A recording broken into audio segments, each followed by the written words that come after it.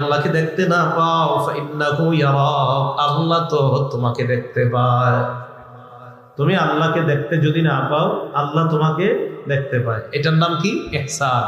তাহলে ঈমান, ইসলাম, ইহসান, 3 প্রশ্ন হলো। 4 নাম্বার প্রশ্ন করলেন মাতাস সাআতু ইয়া রাসূলুল্লাহ, হুজুর কিয়ামত কবে হবে আপনার কাছে জানতে চাই।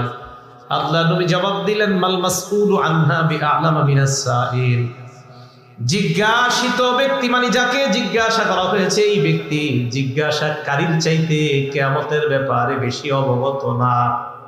নবী বুঝাইতে চাইলেন তুমি প্রশ্নকারী যেমন কিয়ামতের ব্যাপারে জানো না, আমাকে প্রশ্ন করলা, আমিও কিয়ামতের ব্যাপারটা জানি না, তুমিও জানো না, আমিও জানি না। কিয়ামতের ব্যাপার জানে একমাত্র কে? এরপর আল্লাহ নবী বললেন সাউহাদ্দিসুকা আন আমারাতিহা, কিয়ামত